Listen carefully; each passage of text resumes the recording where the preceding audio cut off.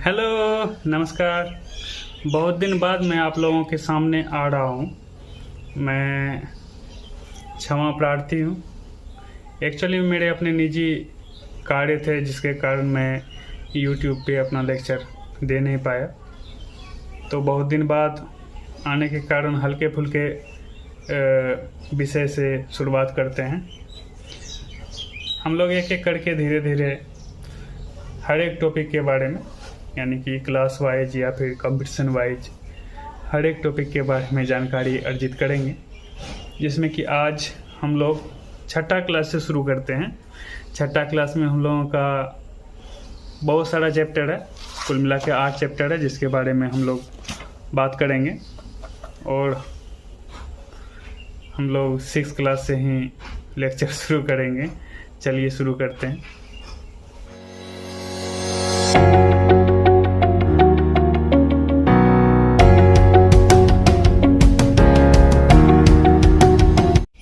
Class 6 में कुल मिला के 8 चैप्टर हैं, जिसमें कि पहला चैप्टर हमारा सौर मंडल में पृथ्वी, दूसरा चैप्टर ग्लोब अक्षांश एवं देशांतर, तीसरा चैप्टर पृथ्वी की गतियाँ, चौथा मानचित्र, पाँचवा पृथ्वी के प्रमुख परिमंडल, छठा पृथ्वी के प्रमुख स्थल रूप, सातवां हमारा देश भारत और आठवां भारत जलवायु, वनस्पति तथा वन्य प्राणी है।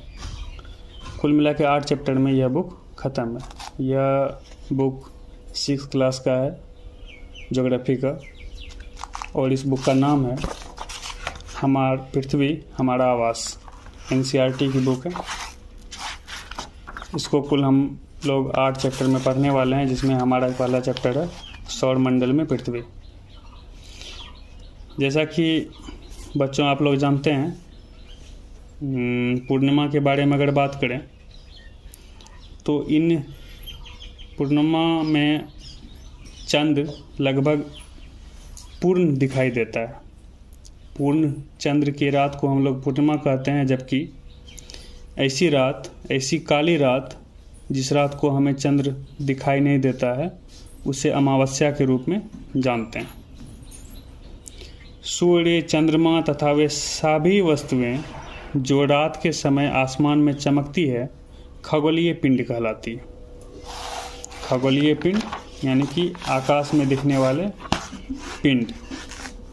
रात के समय चमकते हुए अनगिनत तारे सूर्य के समान ही हैं।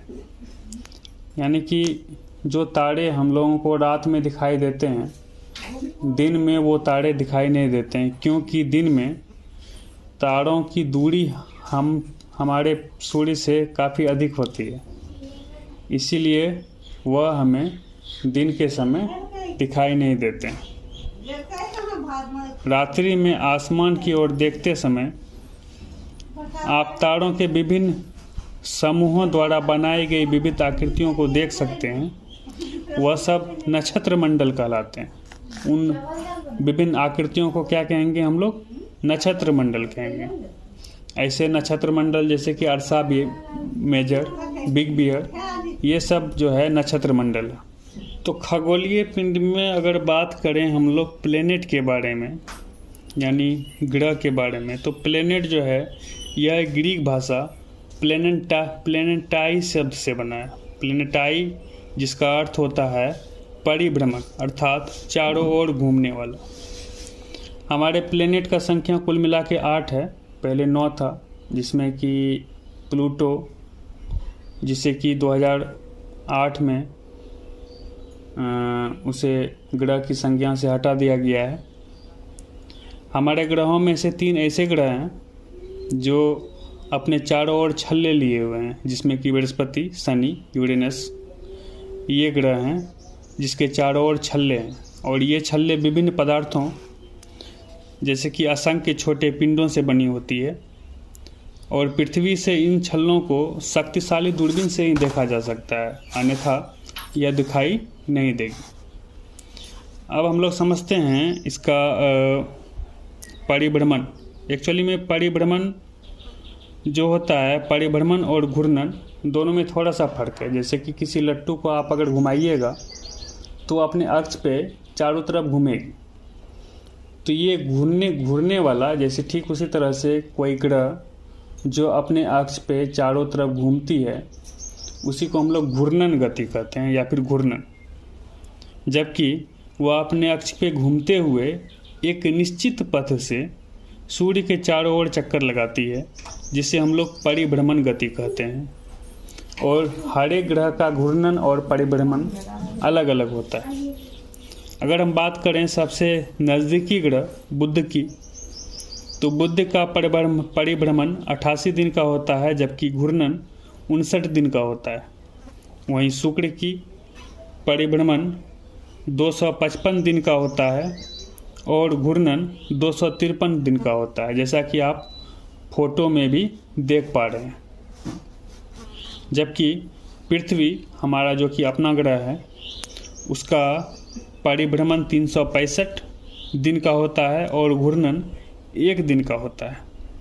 मंगल ग्रह का परिभ्रमण 687 दिन का होता है और वह अपने अक्ष पर एक दिन चंद्रमा की संख्या अपने अक्ष पर घूर्णन 1 दिन में करता है और चंद्रमा की संख्या 2 है और उसके चंद्रमा का नाम है फोबोस और डिमोस, जिसके बारे में आगे भी बुक में दिया हुआ है।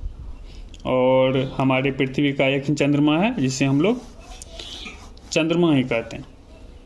जबकि बृहस्पति के बारे में अगर बात करें, सूर्य के चारों ओर एक परिभ्रमण 11 साल 11 महीने और हम कह सकते हैं कुल मिला के लगभग 12 साल में पूरा करता है और अपने अक्ष पर एक घूर्णन 9 घंटे 56 मिनट में ही पूरा कर लेता है। और बृहस्पति के चंद्रमा की संख्या 16 दिया हुआ है बुक में, लेकिन यह चंद्रमा की संख्या जो है बृहस्पति का लगभग बढ़ गया है या 36 के आसपास। शनि सूर्य के चारों ओर बृहस्पति के चंद्रमा का संख्या जो है लगभग 78 के आसपास है। शनि जो कि सूर्य के चारों ओर इसका परिभ्रमण 29 साल 5 महीने का होता है और अपने अक्ष पर घूर्णन 10 घंटे 40 मिनट में होता है। और इसकी चंद्रमा की संख्या अभी के हिसाब से 83 के लगभग है, जो कि यहाँ पे बुक में 30 लिखा हुआ है। चूँकि एक बहुत पहले का प्रिंट है इसीलिए हमको 30 दिखाई दे रहा है। बात करेंगे अगर वहीं यूरेनस के बारे में, जिसको हम लोग अरुण कहते हैं हिंदी में। सूर्य के चारों ओर इसका एक परिभ्रमण 84 साल का होता है और अपने अक्ष पर घूर्णन 17 घंटे 14 मिनट का होता है। और चंद्रमा की संख्या यूरेनस के लगभग 35 के आसपास है। नेपच्यून जिसको वरुण कहते हैं हिंदी में, सूर्य के चारों ओर एक परिभ्रमण 164 साल का होता है। हम लोगों का 164 साल नेपच्यून का एक परिभ्रमण बराबर होता है। यानी कि सबसे ज़्यादा समय अगर सूर्य का परिभ्रमण का लगता है किसी ग्रह को, वह है नेपच्यून 164 साल और अपने अक्ष पर घूर्णन 16 घंटे 7 मिनट में होता है। जबकि चंद्रमा की संख्या इसकी 8 है। अगर इसके आगे बढ़ें, अगर बात करें हम लोग एक वर्ड है सोल, जिसके बारे में यहाँ पर देख रहे हैं हम हाईलाइट किए हुए हैं। पौराणिक रोमन कहानियों में सोल जो है सूर्य देवता को कहा जाता था। एक्चुअल में सौर का अर्थ होता है सूर्य से संबंधित, इसलिए सूर्य के परिवार को सौर मंडल कहा जाता है।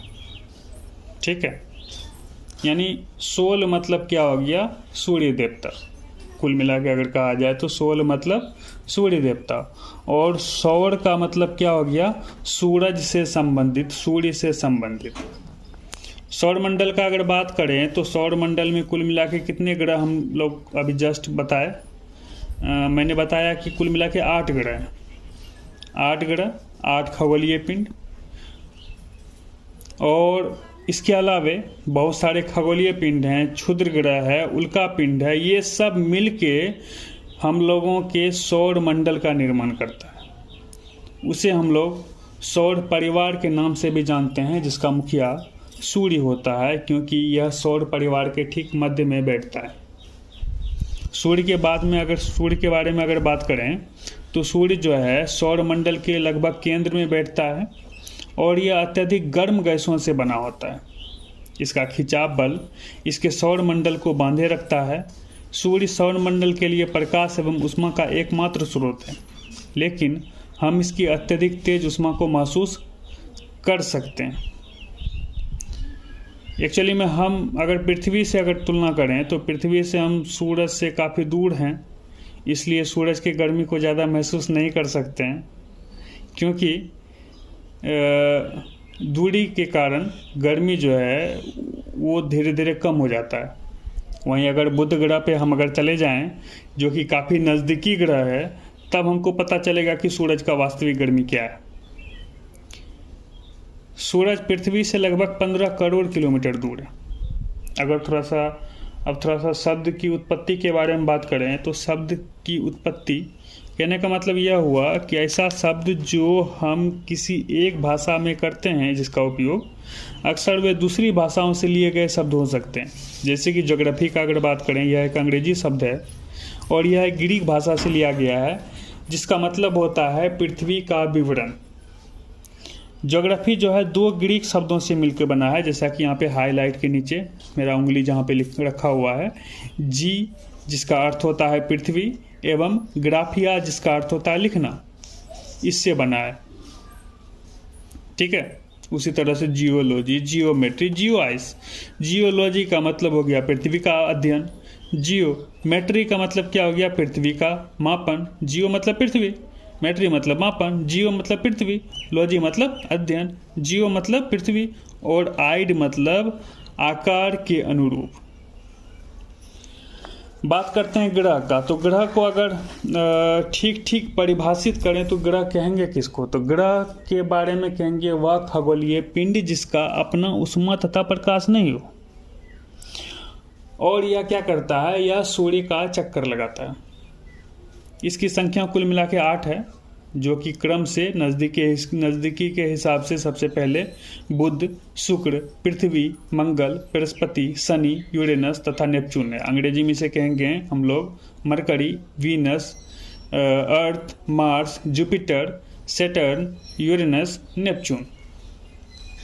अंग्रेजी में फर्स्ट लेटर अगर इसका ले लिया जाए, देखिए यहाँ पे जैसे my very efficient mother just served us nuts, मतलब M for mercury, V for Venus, E for earth, M for Mars, J for Jupiter, S for Saturn, U for Uranus, N for Neptune. इस तरह से हम लोग याद रख सकते हैं। My very efficient mother just served us nuts, या फिर हम लोग ऐसे भी याद रख सकते हैं हिंदी में बुध, शुक्र, पृथ्वी, मंगल, बृहस्पति, शनि, यूरेनस तथा नेपच्यून। सौरमंडल के सभी 8 ग्रह एक निश्चित पथ से सूर्य का परिक्रमा करता है। यह एक दीर्घ वृत्ताकार फैला हुआ है जिसे हम लोग कक्षा कहते हैं। यहाँ पर देखिएगा आप इस फोटो में, एक सेकेंड, आपको दिखाई नहीं दे रहा होगा, ये लीजिए, इस फोटो में आप देख रहे होंगे एक दीर्घ वृत्ताकार क्षेत्र है ना, इसी को हम लोग क्या कहते हैं, कक्षा कहते हैं। ये जो रास्ता है जिसमें से ग्रह चक्कर लगाता है, इसी को हम लोग क्या कहते हैं, कक्षा कहते हैं। एक्चुअली में प्लूटो, हम पहले 2008 बोल दिए थे, 2006 में हुआ था बैठक। एक्चुअली में प्लूटो जो कि एक ग्रह माना जाता था, परंतु अंतर्राष्ट्रीय खगोलीय संगठन ने अपनी बैठक अगस्त 2006 में बैठक किया, जिसमें कि यह निर्णय लिया गया कि कुछ समय पहले खोजे गए अन्य खगोलीय पिंड तथा प्लूटो बौने ग्रह कहे जा सकते हैं। क्यों बौना ग्रह कहा जा सकता है, इस फोटो में देखिए, आपको समझ में आ जाएगा।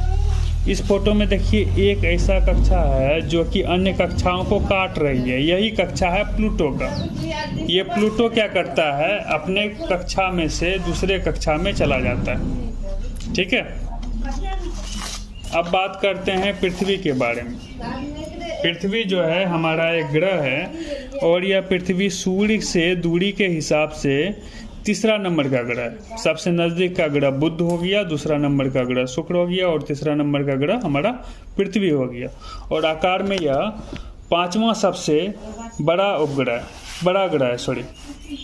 ग्रह है और यह ध्रुवों के पास थोड़ी चपटी हुई है। यही कारण है कि इसके आकार को भू आब कहा जाता है। क्यों भूभाग कहा जाता है? क्योंकि इसके ध्रुवों पर जो है थोड़ा सा चपटा हुआ है ध्रुव। जीवन के लिए सबसे अनुकूल अगर कोई ग्रह है तो वह पृथ्वी ही है, और पृथ्वी न तो अधिक गर्म है और न अधिक ठंडा। यहाँ पर पानी एवं वायु उपस्थित हैं जो हमारे जीवन के लिए आवश्यक हैं। वायु में जीवन के लिए आवश्यक गैसें जैसे कि ऑक्सीजन इस ग्रह में मौजूद है। इन्हीं कारणों से पृथ्वी सौरमंडल का सबसे अद्भुत ग्रह है। अंतरिक्ष से देखने पर पृथ्वी नीली ग्रह दिखाई देता है। अंतरिक्ष से देखने पर अब नीला क्यों दिखाई देता है, उसका भी एक रीजन है। क्यों? क्योंकि इसका 2/3 पार्ट जो है यानी 2/3 हिस्सा पानी से ढका हुआ है। ठीक है, क्या आपको पता है प्रकाश की गति लगभग 3 लाख किलोमीटर पर सेकेंड है, और इस गति के बावजूद भी सूर्य के प्रकाश को पृथ्वी तक पहुंचने में 8 मिनट 24 सेकंड लगता है। एक्चुअली में किताब में 8 मिनट आप लोगों को दिखाई दे रहा होगा, लेकिन हम एग्जैक्ट बता रहे हैं आपको कि 8 मिनट 24 सेकंड लगता है। कुछ रोचक तथ्य हैं जैसे कि नील आर्मस्ट्रॉन्ग जो कि फर्स्ट ऐसे पर्सन थे जिन्होंने 21 जुलाई 1969 यानी 21 जुलाई 1969 को सबसे पहले चंद्रमा की सतह पर कदम रखा। ठीक है, अगर भारतीय के बारे में आपको पता हो, ठीक है, हम हिंट देते हैं आपको। उसका जो है एक एक्सीडेंट में, उसी एक्सीडेंट में जो है आने के क्रम में जो है मौत हो गया था। आप उसके बारे में पता कीजिए जो कि चंद्रमा पर गए थे। बात करते हैं चंद्रमा के बारे में, तो हमारी पृथ्वी के सबसे पास और केवल एक ही उपग्रह है जिसका नाम चंद्रमा है, और इसका व्यास पृथ्वी के व्यास का केवल 1/4 यानी 1/4। यह इतना बड़ा इसलिए प्रतीत होता है क्योंकि यह हमारे ग्रह से अन्य खगोलीय पिंडों की अपेक्षा नज़दीक है। आपके दिमाग में एक प्रश्न आ रहा होगा कि चंद्रमा सर जो है सूरज से भी ज़्यादा बड़ा है, लेकिन सूरज से ज़्यादा बड़ा नहीं है, सूरज से छोटा है। एक्चुअली में सूरज हमसे काफ़ी दूर है इसलिए हमको छोटा दिखाई दे रहा है। चंद्रमा हमसे काफ़ी नज़दीक है इसलिए बड़ा दिखाई दे रहा है। अगर उपग्रह का ठीक परिभाषा अगर देखें तो उपग्रह किसको बोलेंगे? वह खगोलीय पिंड जिसके पास अपना उष्मा तथा प्रकाश नहीं हो और जो ग्रह का चक्कर लगाए। अब बताइए, यहाँ पे चंद्रमा के पास अपना उष्मा तथा प्रकाश है भी नहीं, यह सूरज के प्रकाश से ही प्रकाशित होता है और हमको दिखाई देता है, और यह हमसे लगभग 3,84,400 किलोमीटर दूर है। अब आप पृथ्वी से सूर्य एवं चंद्रमा की दूरियों का तुलना कर सकते हैं। उपग्रह का अगर बात करें, यहाँ पर उपग्रह के बारे में आप लोग देख रहे हैं, लिखा हुआ भी है कि उपग्रह पढ़ के मैं सुना रहा हूँ। एक खगोलीय पिंड है जो ग्रह के चारों ओर उसी प्रकार चक्कर लगाता है जिस प्रकार ग्रह सूर्य के चारों ओर चक्कर लगाते हैं। मानव निर्मित उपग्रह एक कृत्रिम पिंड है। यह यह वैज्ञानिकों के द्वारा बनाया गया है जिसका उपयोग ब्रह्मांड के बारे में जानकारी प्राप्त करने एवं पृथ्वी पर संचार माध्यम से किया जाता है। इसे रॉकेट के द्वारा अंतरिक्ष में भेजा जाता है एवं पृथ्वी की कक्षा में स्थापित कर दिया जाता है। अंतरिक्ष में उपस्थित कुछ भारतीय उपग्रह इनसेट, IRS, एडुसेट इत्यादि हैं, जो कि ऐसा उपग्रह है जो पृथ्वी के वैज्ञानिकों द्वारा अंतरिक्ष में स्थापित किया गया है। बात करते हैं क्षुद्र ग्रह के बारे में। तारों, ग्रहों एवं उपग्रहों के अतिरिक्त असंख्य छोटे पिंड भी सूर्य के चारों ओर चक्कर लगाते हैं। इन पिंडों को क्षुद्र ग्रह कहते हैं। क्षुद्र ग्रह जो है मंगल ग्रह और बृहस्पति ग्रह के बीच पाए जाते हैं। जैसा कि आपको चित्र 1.2 यानी कि ये वाला चित्र जो है इसमें आपको दिख रहा होगा, ये रहा मंगल और यह बृहस्पति। इसी दोनों के बीच में जो है क्षुद्र ग्रह की पट्टी लिखा हुआ है यहाँ पे। एक सेकंड, आपको दिखाई नहीं दे रहा था, सॉरी। यहाँ पे आप देखिए, ये रहा मंगल और यह रहा बृहस्पति। इस बीच में लिखा हुआ है क्षुद्र ग्रह की पट्टी। यानी कि ये जो आपको दिख रहा है ऐसे ऐसे करके, यही क्षुद्र ग्रह है यहाँ से यहाँ तक। यानी मंगल और बृहस्पति के बीच में पाया जाने वाला ग्रह, बीच में पाया जाने वाला उल्कापिंड, या बीच में पाया जाने वाला हम कह सकते हैं जो क्षुद्र ग्रह है, वह अक्सर मंगल और बृहस्पति के बीच में ही पाया जाता है। ठीक है।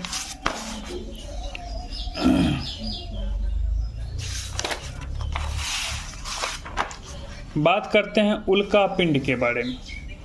सूर्य के चारों ओर चक्कर लगाने वाले पत्थरों के छोटे छोटे टुकड़ों को उल्का पिंड कहते हैं। कभी कभी ये उल्का पिंड पृथ्वी के इतने नज़दीक आ जाते हैं कि इनकी प्रवृत्ति पृथ्वी पर गिरने की हो जाती है। इस प्रक्रिया के दौरान वायु के साथ घर्षण होने के कारण यह गर्म होकर जल जाता है। फलस्वरूप एक चमकदार प्रकाश उत्पन्न होता है। कभी कभी तो कोई उल्कापिंड पूरी तरह जले बिना ही पृथ्वी पर गिरती है, जिससे कि धरातल पर गड्ढे बन जाते हैं। क्या आपने तारों वाले खुले आकाश में एक ओर से दूसरी ओर तक फैली चौड़ी सफेद पट्टी की तरह एक चमकदार रास्ते को देखा? यह लाखों तारों का समूह है। यह पट्टी आकाश गंगा मिल्की वे है। हमारा सौर मंडल इस आकाश गंगा का एक भाग है। प्राचीन भारत में प्रकाश चंद्रमा के बारे में अगर बात करें तो चंद्रमा जो है पृथ्वी का चक्कर लगभग 27 दिन में पूरा कर लेता है। और आपको पता होगा या नहीं होगा तो हम बता रहे हैं कि चंद्रमा पर जो है वायु नहीं है, यानी कि वहाँ पर जो है जीवन जीने लायक जगह नहीं है। हम अगर वहाँ पर जाएं बिना मास्क के, बिना सूट के, हम वहाँ पे जीवित नहीं रह पाएंगे। और चंद्रमा पृथ्वी का चक्कर लगभग 27 दिन में पूरा कर लेता है। बात करते हैं क्षुद्र ग्रह के बारे में। तारों, ग्रहों एवं उपग्रहों के अतिरिक्त असंख्य छोटे पिंड भी सूर्य के चारों ओर चक्कर लगाते हैं। इन पिंडों को क्षुद्र ग्रह कहते हैं। क्षुद्र ग्रह जो है मंगल ग्रह और बृहस्पति ग्रह के बीच पाए जाते हैं। जैसा कि आपको चित्र 1.2 यानी कि ये वाला चित्र जो है इसमें आपको दिख रहा होगा, ये रहा मंगल और यह बृहस्पति। इसी दोनों के बीच में जो है क्षुद्र ग्रह की पट्टी लिखा हुआ है यहाँ पे। एक सेकंड, आपको दिखाई नहीं दे रहा था, सॉरी। यहाँ पे आप देखिए, ये रहा मंगल और यह रहा बृहस्पति। इस बीच में लिखा हुआ है क्षुद्र ग्रह की पट्टी, यानी कि ये जो आपको दिख रहा है ऐसे ऐसे करके, यही क्षुद्र ग्रह है यहाँ से यहाँ तक। यानी मंगल और बृहस्पति के बीच में पाया जाने वाला ग्रह, बीच में पाया जाने वाला उल्कापिंड, या बीच में पाया जाने वाला हम कह सकते हैं जो क्षुद्र ग्रह है, वह अक्सर मंगल और बृहस्पति के बीच में ही पाया जाता है। ठीक है।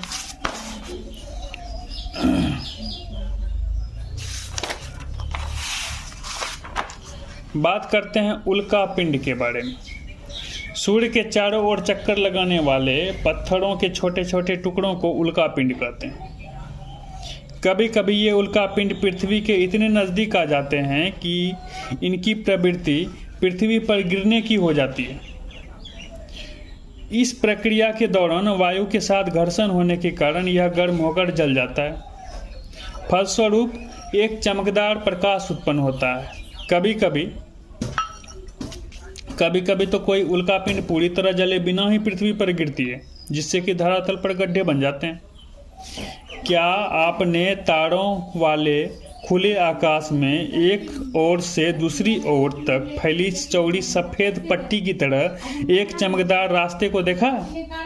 एक्चुअली में हम लोग आकाश गंगा को अंग्रेजी में गैलेक्सी कहते हैं, और यह सौर मंडल जिसके बारे में हम लोग पढ़े तो कई लाख सौर मंडल मिलके हमारे आकाश गंगा का निर्माण करता है। और आकाश गंगा काफ़ी बड़ी होती है। आप ही सोचिए, हमारा ग्रह पृथ्वी कितना बड़ा है, और यह पृथ्वी जो है आकाश गंगा में एक बहुत ही छोटा हिस्सा रखता है। यानी सौर मंडल में एक छोटा सा सदस्य है। और आकाश गंगा में अगर तुलना किया जाए तो आकाश गंगा जो है उसमें हमारा सौर मंडल एक छोटा सा सदस्य है, तो सोचिए पृथ्वी कितना छोटा हो गया। और कई आकाश गंगाएं आपस में मिलके ब्रह्मांड का निर्माण करती है, जिसको हम लोग अंग्रेजी में यूनिवर्स कहते हैं। और यह यूनिवर्स काफ़ी बड़ा होता है। इसके बारे में पूरी तरह से जानकारी अभी तक नहीं लगाया जा सका है, और आज भी हमारे खगोलविद, हमारे वैज्ञानिक लगातार खोज करने में लगे हुए हैं कि ब्रह्मांड में और क्या क्या मौजूद है। इस तरह से हमारा पहला चैप्टर समाप्त होता है। आइए कुछ प्रश्नों को देख लेते हैं। सबसे पहला प्रश्न है, ग्रह और तारे में अंतर क्या है? सिंपल सा अंतर लिखना है आप लोगों को। ग्रह जो है वह खगोलीय पिंड है जिसका अपना उष्मा तथा प्रकाश नहीं होता है और यह सूरज का चक्कर लगाता है, जबकि तारा उस खगोलीय पिंड को कहते हैं जिसको अपना उष्मा तथा प्रकाश होता है। सौर मंडल से आप क्या समझते हैं? तो सौर मंडल में क्या क्या आता है? ग्रह, उपग्रह, तारा, उल्का पिंड, ये सब आपस में मिलके जो है सौर मंडल का निर्माण करता है, यानी एक परिवार का निर्माण करता है, जिसको सौर परिवार भी कहते हैं।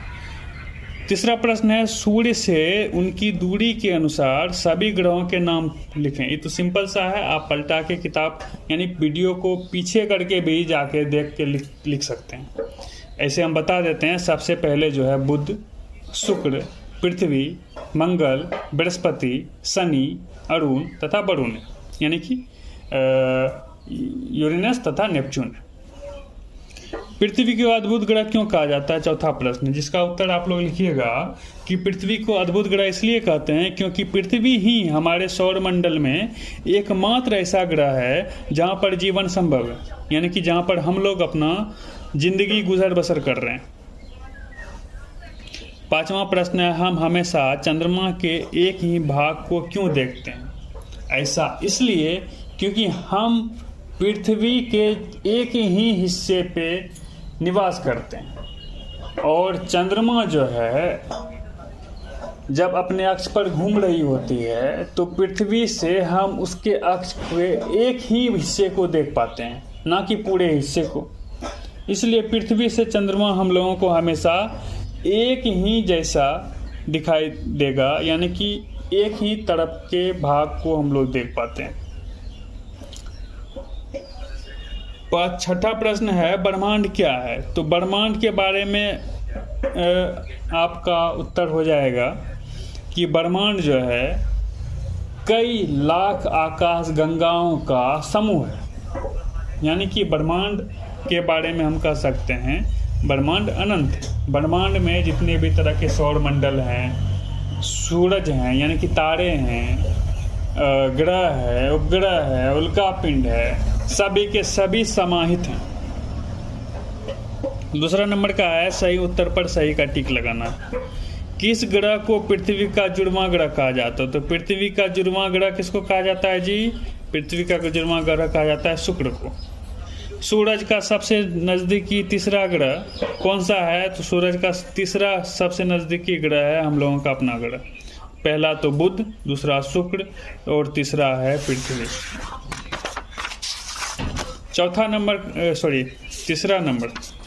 तीसरा नंबर का प्रश्न देखिएगा, यहाँ पे लिखा हुआ है, सभी ग्रह सूर्य के चारों ओर किस प्रकार के पथ पर चक्कर लगाते हैं? तो दीर्घवृत्ताकार उत्तर गो हो जाएगा आपका। चौथा नंबर का प्रश्न देखिएगा, ध्रुव तारे से किस दिशा का ज्ञान होता है?